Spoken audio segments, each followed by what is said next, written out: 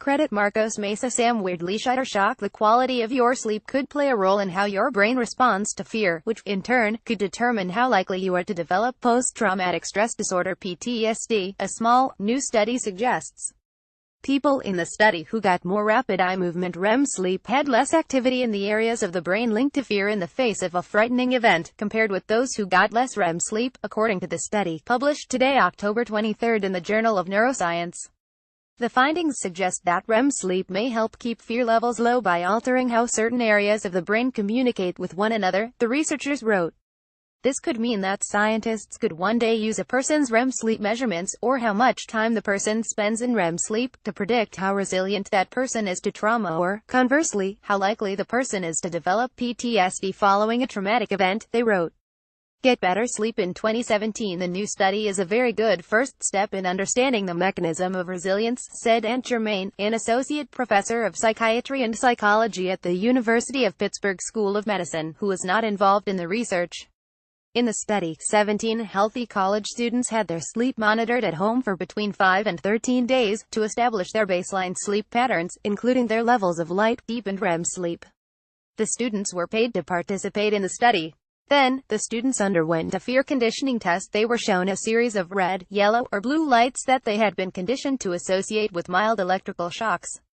In other words, if a mild shock always followed a blue light, the student would anticipate, and likely fear, the shock when shown the blue light. During the test, the researchers monitored brain activity in the participants' amygdala, hippocampus and ventromedial prefrontal cortex, areas of the brain associated with the fear response. The color red lights test is a widely accepted model for studying PTSD, Germain told Live Science.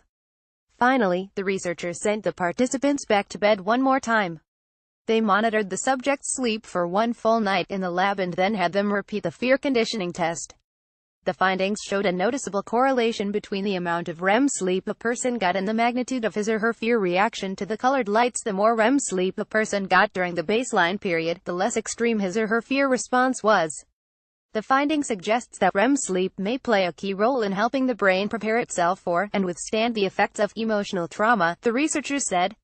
There's growing evidence that the quality of a person's sleep has some link to the occurrence or severity of a number of psychological conditions, ranging from PTSD to depression.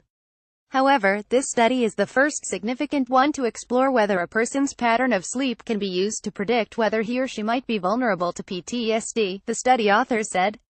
The results of the new study could mean that scientists might someday be able to tell whether someone is suitable for a high-stress profession based on his or her normal sleep patterns, the researchers said.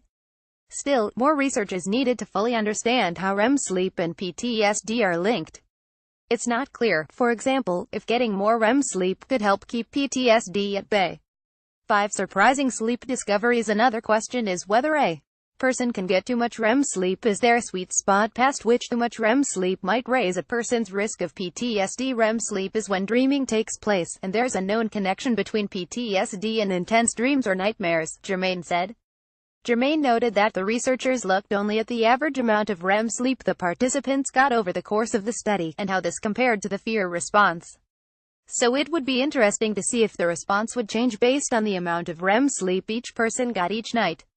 Still, the results are promising both for the field and people with PTSD, she said. This is a really good example of the importance of sleep in maintaining healthy emotional health, Germain said. Sleep is still considered to be that phase when you do nothing at night. We all tend to cut back on our sleep to do everything that's so important during the day.